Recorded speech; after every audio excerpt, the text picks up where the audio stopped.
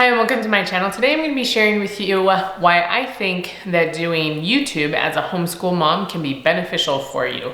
And so if you enjoy this type of content and other homeschool and lifestyle content, please remember to subscribe and let's get into it. So I don't know exactly what inspired this idea, but I was sitting down last week trying to plan out some videos, and this is one that popped into my head. And I was like, oh, I should talk about these things, like why I do YouTube, how it's helped me as a homeschooler, as a mom, as a person, and talk about kind of the portfolio it's helped me create. And so those are the points that I'm gonna go through today. I have several things that I just wanted to kind of share, sit here and chat with you. And so if you wanna turn it on kind of like podcast style, you can do that and just listen to it while you're doing something else. But I'm gonna go through some of the points of what YouTube has helped me with, what it's done for me, and why I still do it. So one of the things that YouTube has helped me to do as a homeschooler and as a mom is to keep myself accountable. And so a few examples of what that means in my head is like with book reviews. Every few months, I used to do them every month. Now I've been doing them every couple of months. And doing the book reviews has held me accountable in actually reading books. And so I like to read, I really do, but sometimes it's one of those things that kind of gets pushed off to the side when I'm not consciously thinking about it. When I don't plan it into my life, it gets pushed out of the way, and I'll kind of binge read here and there, but I'm not as intentional about it. So knowing that I'm going to film those reviews holds me accountable to read books and actually get them done on a good timeline most of the time. Sometimes it's still a rush at the end. I'm like, oh, I said I was gonna read all these books this month, so I better get it done. But it helps me diversify what I'm reading. It's helped me just read more books because I have held myself accountable to that standard. And so I'm very grateful for that. You know, it's kind of this unwritten like friend that's nagging me and telling me to do it, even though nobody is nagging me or anything like that. It's me choosing to do it. But it has been so helpful for me. Another thing has been with homeschool curriculum. It's helped me be a little bit more accountable with what we're picking to make sure I'm really thinking about it, because I'm gonna share it with you. And so I wanna make sure that I have gone through and picked things that are meaningful to us and that we're actually going to use, and to get it done early too. And that's helped me, like, to make sure I get it done on time and early so that we're ready to go for the next school year. And so it's kept me on the ball about that, I guess. Sometimes I'm on the ball and sometimes not. But it just helps me be more accountable and more aware of what I'm using my time for and planning things into my schedule so that I can deliver hopefully good content or better content for you. Okay, so if you see my notebook come up, it's just because I'm making sure I'm telling you all the things I wanted to tell you. The next thing is it requires me to search for meaning. It helps me kind of dig deeper into my life and to see what's really important to me.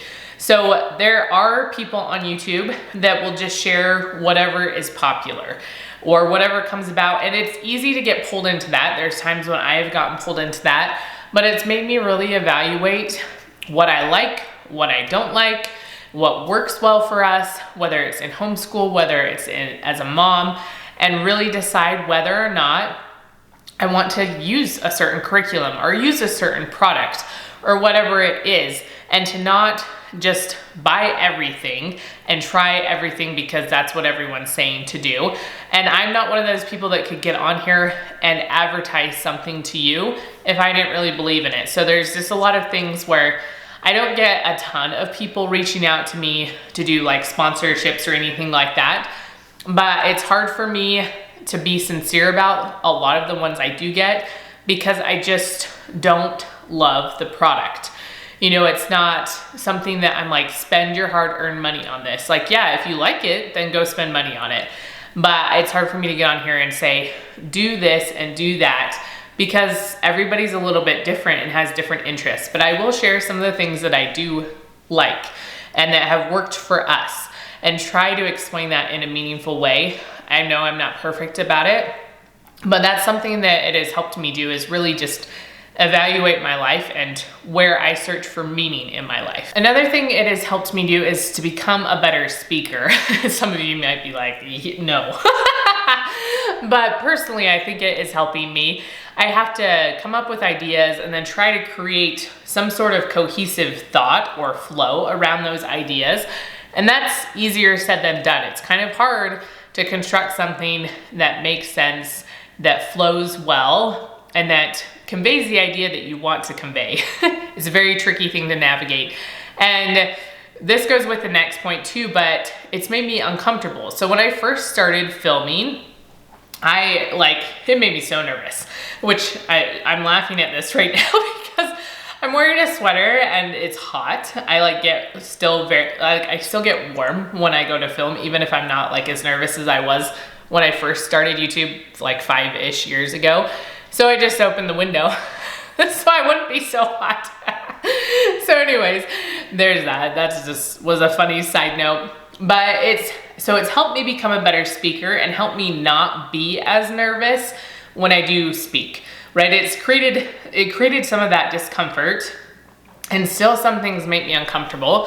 And so a lot of times I like to film when I know my husband's not here because I just allow myself to be more like free on the camera than I do when I know somebody else is listening, because I'm like, are they judging what I'm saying? Which is funny because he can watch this later and it doesn't bother me. But for some reason when I'm doing it, I'm like, what is he thinking? Like, does he agree with that or not? And so I don't care with my kids. They can be around as long as they're not being noisy. But there's that. I've gotten better about it. It doesn't bother me as much. And the same with sort of vlogging. I don't do vlogging a lot. But in my house, I'm just like, it kind of is weird. And when he's around, it's a little bit weird too. I have never vlogged in public, I don't think, which that would definitely make me uncomfortable. I'm very much a person that doesn't like to draw attention to herself. In that way, I'm like, no, please don't look at me. I'd rather just walk in and just be like invisible when I'm doing things. And so that would just pulling out the camera, but maybe not nowadays because there so many people do it.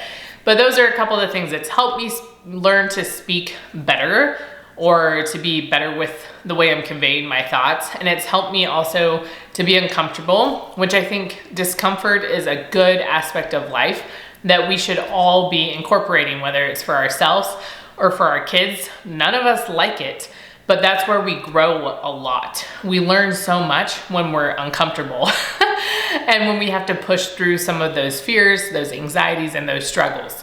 So those were a few other things that YouTube has done for me. Another thing that YouTube has helped me as a homeschooler, as a mom, is to make a little extra money.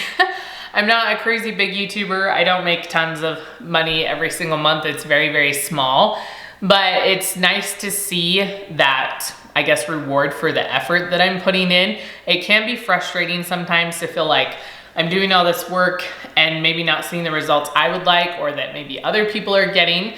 But I've learned so much through the process that I try to just keep trusting the process, be consistent, and try to do better. And I think that has helped me a lot. And certain times of the year, I might get more money than other times. And then also certain affiliate links, like at the beginning with some of them, with KiwiCo, I would get a good chunk of extra money, and now I don't do that much anymore, so I don't, but we have a normal job, so it's not like this is meant to be a full-time job. It's not even meant to be a part-time job or a quarter job. I still have so much life that I have to live outside of this. And so having time to do all those things while trying to raise 6 kids, 2 of them are still very little, is very hard. It's hard to find all those little gaps. So to make it my full-time everything, or even part-time everything, would be very difficult at this point to have to put in the amount of time that is required. So I'm grateful for the little bit that we do get, and I'm grateful for the learning experiences that have come, despite sometimes being very frustrated. Another thing that has been helpful for me is learning to edit. When I first started YouTube, my husband edited everything. That's so weird to say that. And I didn't know how. I didn't know how to work Photoshop. I still don't know completely, I'm not great. Again, the time, I'd love to be able to take more intense classes And I kind of did when I started learning to edit, but the time that I'd have to put in right now is just not feasible while trying to raise a lot of kids and homeschool them and all the things. So, but I did learn eventually after the first couple years, I think he would edit things, which was kind of hard for me because I was like, he did a fine job and he'd add in his funny little quirks, which I don't have, you know, there's like little movie clips and stuff, and I'm not good at that sort of thing. But I felt bad adding another burden onto him, where it's like, I do have some downtime I could edit, I just don't know how. And so we finally got a computer that could handle, like a laptop that I could have that could handle the software. And I learned, excuse me, some really basic things on Photoshop and on Premiere and all that kind of stuff. That's what he had been using because he got it through his work, and so he didn't have to pay for it for himself. But now he pays for it for me, so I don't know. Anyway, and so that's what I learned. I know there's free platforms as well that you can use, but since we've already learned on that, it's kind of hard because then you don't want to have to relearn someplace else. I know a lot of people like to use Canva for thumbnails. I haven't ever tried to do that. Again, there's a lot of things I'd like to try. It's just having the time to do it, like having that prioritized in my life is difficult right now when I have a lot of other priorities that need to be at the top of the list, and that's not one of them. So anyway, I have appreciated knowing those things. It's helped in other things too, just being more aware of how I can do things on the computer if I need to edit something else. You know, even if I were to work on like a flyer or something, knowing the skills that I have right now is helpful. And then also having my husband as a resource to do more complex things is also very helpful. Something else that it's kind of brought back into my life is that good feeling of like working for something, right? You do that as a mom all the time, but you just don't get a lot of credit for it, which makes it hard. And I haven't had like a job since my first child was born, and he's 13. And so I quit my job about 2 weeks, I think, before he was born. I was in college still, and he was born right before my last semester of college. And so I worked that semester and then stopped and still finished my classes and graduated the next semester, but I didn't work. And so when I was working, you know, you just have that value of doing something, of being efficient. I don't know, I love being productive and efficient, and this helps me do that. There's different studies and research out there about having some sort of job. You know, if you have a job that requires, like as a student, if you have a job that requires too many hours of you, then your schoolwork's gonna suffer. But having about like 20 hours a week, 15 to 20 hours a week, I don't know the exact numbers, but I know 20 hours a week is a pretty good measurement of work, helps you actually do better with your schoolwork, because you have to be more efficient and productive with the time that you do have. You know, so if you work too much, then it just all suffers. Like, just nothing gets done because you really just don't have the time to do it. If you don't work at all, you waste a lot of time because you have too much of it. But if you have just this perfect amount, you're more efficient and productive with your time, which is how I feel. Like when I'm trying to plan stuff for YouTube and what we're going to do and when I'm going to edit stuff, it helps me be more efficient with all of my time, because I'm looking for windows of, okay, when can I do stuff? When's it the most feasible? And that's helped me so much, like overall as a mom, you know, a mom being kind of, if I was a student. So, except that's like mom's full-time job, not quite like student, but still similar. And so it just helped me be more efficient and productive with my time. Something else that it's helped me realize is that I can make a difference. And, you know, there's people always are like, you can make a difference and you can do things. And sometimes it's hard because you feel so small, and there's a lot of people that can do much bigger things. They do much bigger things. And so sometimes it doesn't feel like I'm making that much of a difference, but I really appreciate the people I'm able to reach, even if it's small. I appreciate all of your guys' comments, your suggestions. They all are very helpful for me, and your questions help motivate my videos. Like, oh, somebody's curious about that. Let me actually think about that. And Philip, like, how does that affect my life? Because then I can share it with somebody else. And not that everything is perfect that I share or that it applies perfectly to everybody else, because we're all individual people. But I think it's important to know that we all have value and we all can add something, even if we're not Mr. Beast. My husband's like, could you be like 1% of Mr. Beast? That was really funny when he said that. And I was like, no. But you know, even if we're not these bigger YouTubers, there's even just some homeschool YouTubers I aspire to be like. I'm like, even if I am not those people, I still have value that I can add. I still have people that I can reach that maybe only I can relate to with my life circumstances, and they can relate to me. And so I'm grateful for that. And the last thing I wanted to mention is that YouTube has helped me so much with a lifelong dream. A dream that I had as a teenager. I always wanted to be a motivational speaker. My husband would be better at it. Well, in some ways. He's like the very hyped up person, and I'm not quite like that, but I always have wanted to just share and like inspire people more in like a Christian sort of way. And so this has helped me just have an avenue to do that. Not exactly how I was envisioning, but like I said, it's also creating this portfolio for the future when I still have hopes of being able to speak at some bigger things. Scares the living daylights out of me to think of doing that. I like speaking in front of people, but it still makes me nervous. But I enjoy creating some sort of cohesive thought and sharing with people, having them feel inspired, having them also know more about Christ and feel of his love for them. Those are things that I want to be able to do.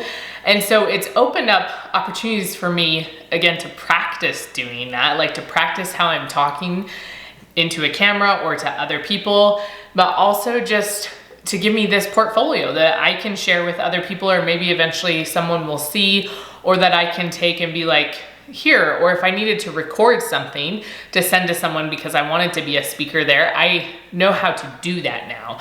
And so it's given me this way of doing that, to be successful in that if that's something I still want to do. So I'm very grateful for that. All right, so that's some of the ways that YouTube has helped me as a homeschooler, as a mom, and as a person.